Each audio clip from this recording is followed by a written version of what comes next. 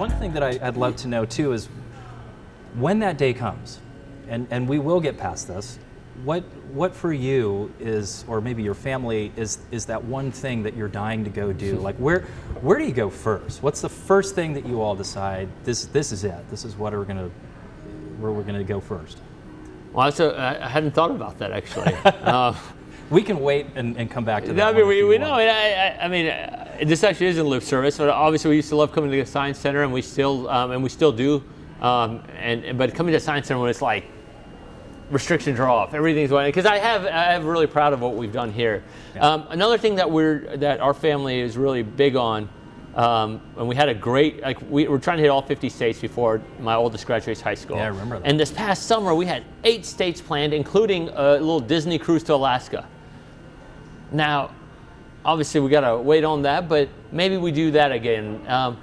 And I just beyond the family, I mean, just being able to hang out and more socially, and humans are social beings, so to be able to have that social experience together in a less guarded way, can't wait for it. I mean, I'm really excited about it. Yeah.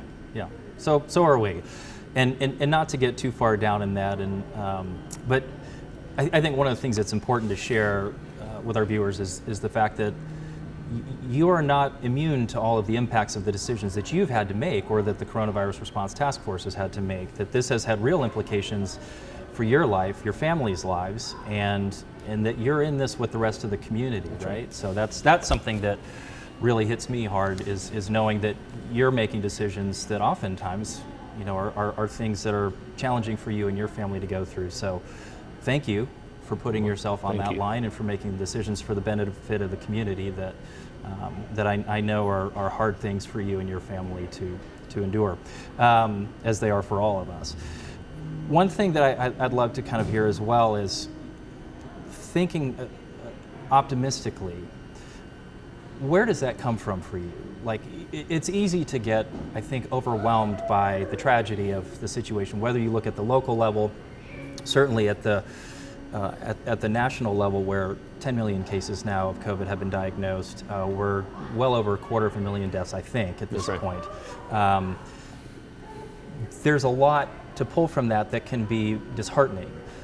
Where does the optimism come for you? The force where you wake up in the morning and go, like, we're going to go do this again. We're going to keep going after this. What's optimistic for you? Well, I think you look all around. I mean, look at the people here. Look at my family. I mean, you can't just give up, right? And for me, very personally, I mean, it's still, it's just I'm awestruck by the fact that I've been able to given this opportunity to help our city and help the mayor and help others try to get through this. Okay? And this isn't a try. We need to get through this, right? Yeah. I mean, Nashville is where I grew up. It's given me so much, and it's an inspiration to continue that, right? I mean, we can't just give up. And people have hurt, and people are continuing to hurt because of this, whether it's their health, economically, mentally, and it is tough. And I've seen it firsthand. And if I can help make that any better, God, that's such an overwhelming feeling for me.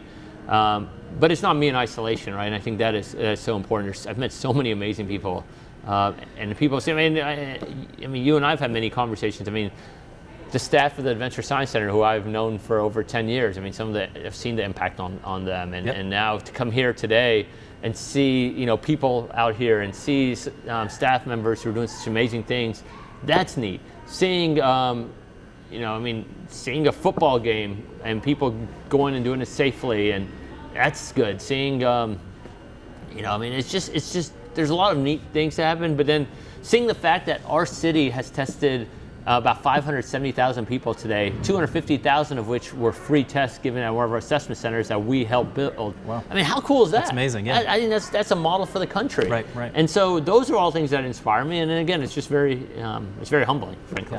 Yeah. Well, those are all wonderful things, and I didn't realize that statistic about the free testing, but that's fantastic and really good.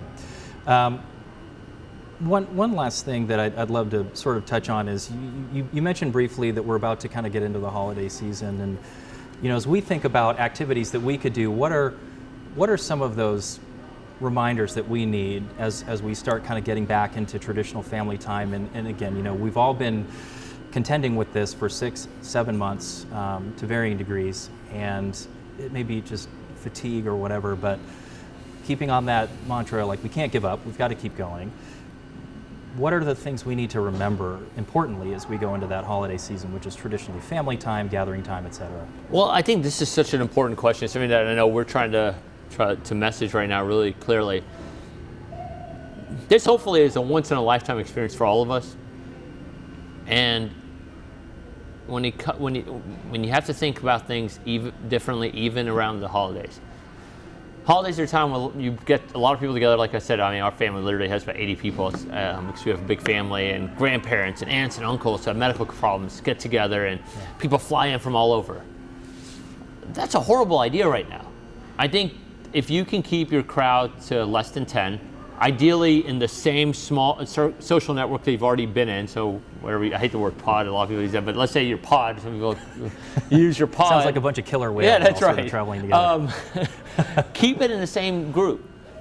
Wear a mask if you are in a environment in which you have people you're not normally with. Maybe you can eat outside. FaceTime and social, like do separate dinners apart from each other, and so use this great technology we have now.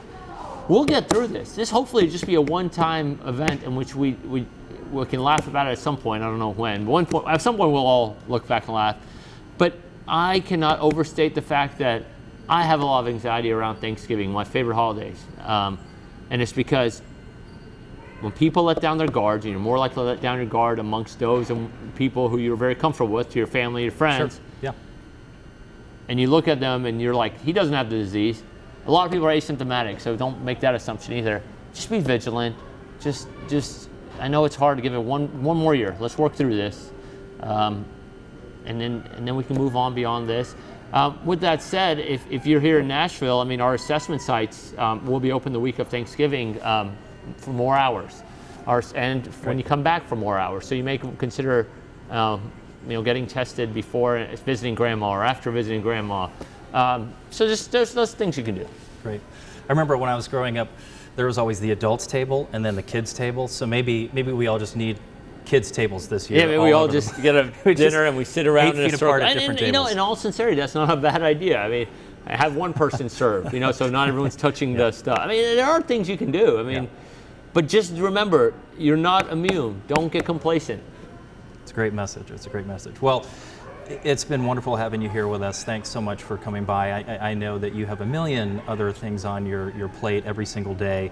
On behalf of the Science Center, thank you for everything that you've done for us, the service that you've given to this place and what you've meant to us, but then also certainly on behalf of this community, thank you for spending so much of your time and your own personal sacrifice in helping us get through this. Your leadership has been really fantastic, so thanks. And thank you. I'm proud to know you as a friend. Well, that means a lot. Thank you, and I love this organization, and thank you very much for everything you guys are doing. Yeah, thanks, Alex. Thanks.